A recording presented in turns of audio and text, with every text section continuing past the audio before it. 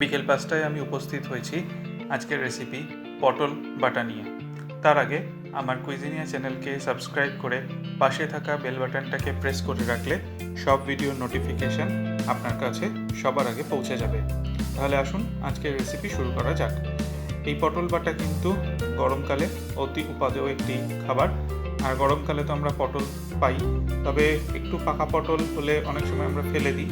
তো আমি এটা পাকা পটল দিয়েও করতে পারেন বা এমনি নর্মাল কচি পটল দিয়েও করতে পারেন, তবে বেশি পাকা পটল হলে কিন্তু পটলের বীজগুলো ফেলে দেবেন।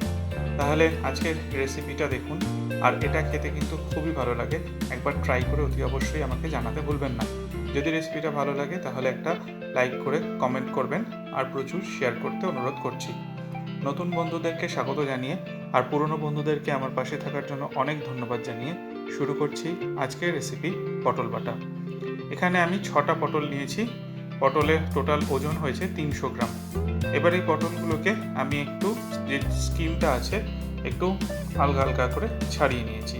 সব ছাড়াইনি, দেখতেই পাচ্ছেন যেরকম আমি এখানে দেখাচ্ছি সেরকমভাবে আমি একটু করে ছাড়িয়ে আর বাকিগুলো রেখে দিয়েছি। প্রত্যেকটা পটলই আমি এভাবে করে নিয়েছি। এবার একটা পটল আমি আপনাদেরকে কেটে দেখিয়ে দিচ্ছি। পটলটাকে মাঝখান থেকে হাফ করে সেটাকে আবার আমি হাফ করে নিচ্ছি এবং সেই হাফগুলোকে আমি ছোট ছোট এরকম পিস করে নিচ্ছি, তাহলে বাটার সময় এটা খুব সুবিধা হবে। আগে যেমন আমরা এগুলো বাটা শিলে বা এতে করতাম, কিন্তু এখন তো মিক্সি আসার পরে অনেকেই শিলে বাটা বন্ধ করে দিয়েছে। তো এগুলো মিক্সির জন্য ছোট ছোট করে একটু কেটে নিতে হবে। অবশ্য শিলে বাটলেও একটু ছোট করে কেটে নিলে সুবিধা হয়। তাহলে পটল আমি এরকমভাবে সমস্ত পটলগুলোকেই কেটে নিলাম। কাটা কমপ্লিট হয়ে গেলে এবার আমি চলে যাব পরবর্তী পর্যায়ে। প্রথমে একটা মিক্সি জার নিয়ে নিয়েছি, তাতে আমি দিচ্ছি 2 টিস্পুন হলুদ সর্ষে। তাতে আমি একটু পরিমাণে নুন দিচ্ছি যাতে সর্ষেটা তেতো না হয়ে যায়। এবার মিক্সিটাকে বন্ধ করে আমি এটাকে শুকনো একটু গুঁড়িয়ে নিচ্ছি। দেখুন এরকম শুকনো গুঁড়ো হয়ে গেল খুব সহজেই। এবার আমি এতে দিচ্ছি 5 থেকে 6 টুকরো নারকেল, চাইলে বেশিও দিতে পারেন, 4 থেকে 5টা কোয়া রসুন, একটা কাঁচা লঙ্কা। কাঁচা লঙ্কা আপনারা ঝাল বেশি খেলে বেশি দেবেন। এবার এটাকে আবারও আমি শুকনো গুঁড়ো করে নিলাম। এরকম পেস্টটা হলো। এরপরে আমি এখানে আগে থেকে কেটে রাখা পটলের টুকরোগুলোকে অ্যাড করছি। সব পটলগুলো আমি এখানে দিয়ে দিলাম মিক্সি জারের মধ্যে। দিয়ে এবার এটাকে চালিয়ে আমি একটা স্মুথ পেস্ট বানাবো। যদি প্রয়োজন হয় তাহলে সামান্য একটু জল দিতে পারেন।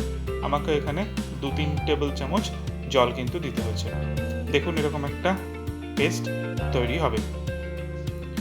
এবার চলে আসছি রান্নায়। কড়াইতে 2 টেবিল চামচ সর্ষের তেল মিডিয়াম ফ্লেমে গরম করে নিয়েছি।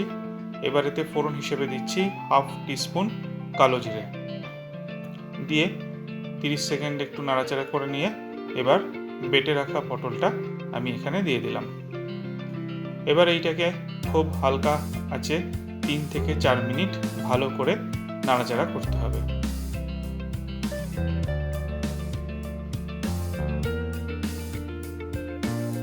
তিন 4 মিনিট ভালো করে এটাকে নেড়ে চেড়ে নিয়ে এবার এতে একে একে দেবো স্বাদ মতো নুন, 1/2 টিস্পুন দেবো লাল লঙ্কার গুঁড়ো, 1/4 টিস্পুন দেবো হলুদ গুঁড়ো, 1/4 টিস্পুন দেবো চিনি। চিনিটা অপশনাল, তবে দিলে স্বাদটা ভালোই লাগে। এবার এটাকে আবারও 5-6 মিনিটের জন্য মিডিয়াম টু লো ফ্লেমে আমি এটাকে রান্না করব। কতক্ষণ না, যতক্ষণ এটা একদম একটা শুকনো শুকনো ভাব চলে আসবে, জল যেটুকু থাকবে সেটা টেনে নেবে, এরকম ঝরঝরে একটা ব্যাপার হয়ে যাবে। তাহলে দেখলেন খুব সহজেই এই পটল বাটার রেসিপিটা এটা আমরা বাড়িতে সবাই বানাতে পারি।